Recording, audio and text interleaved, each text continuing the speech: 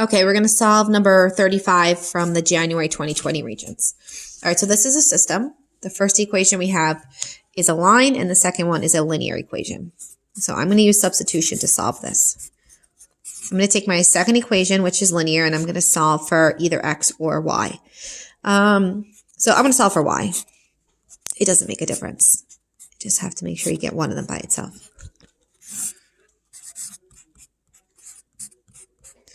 Okay, so y is equal to negative x plus 1. All right, so now I'm going to take my other equation. I'm going to rewrite it.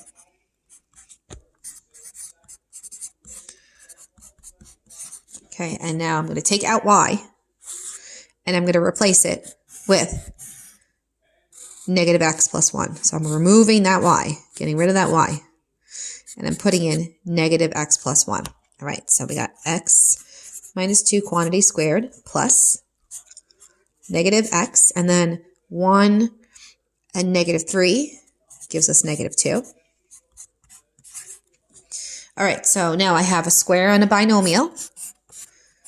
So I'm going to multiply this out tabularly. X squared, negative 2x, negative 2x, positive 4. All right, same deal here. I have to multiply this out tabularly. Negative x times negative x is x squared. This is a positive 2x, positive 2x, positive 4. All right, so we have some like terms. Remember, we have a plus sign in between these two.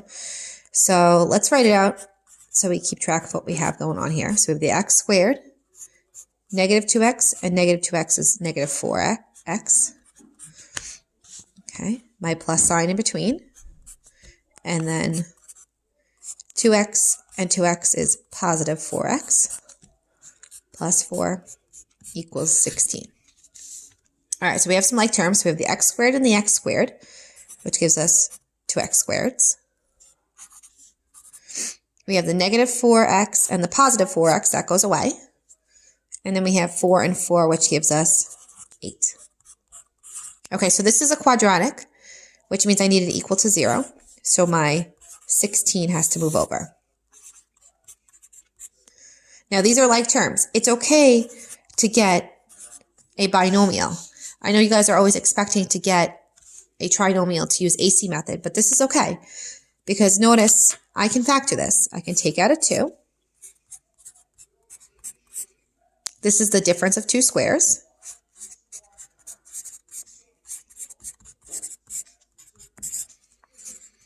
And then I set all my factors equal to 0. 2 cannot equal 0, so that does not give you an answer. This gives us negative 2. And this gives us positive 2.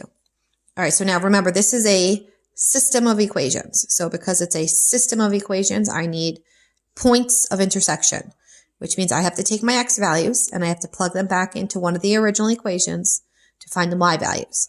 Now remember, the original equations, one was scary looking and one didn't look that bad. So I'm going to pick the one that didn't look that bad. And in fact, I solved it for y. So I'm going to even use the y equals version of it so I don't have to work too hard. So my second equation solved for y was y equals negative x plus 1. Okay, I'm going to plug in positive 2 first. When I plug in positive 2, I get negative 2 plus 1, which is negative 1.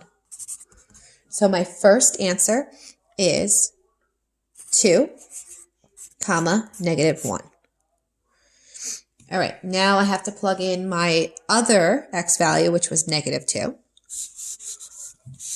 So same equation, y equals negative x plus 1. I'm going to plug in negative 2. So when I plug in negative 2, I'm going to get a double negative over here, which is going to give me a positive 3.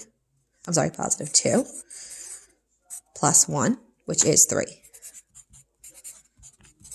So my second point of intersection is negative 2, comma 3.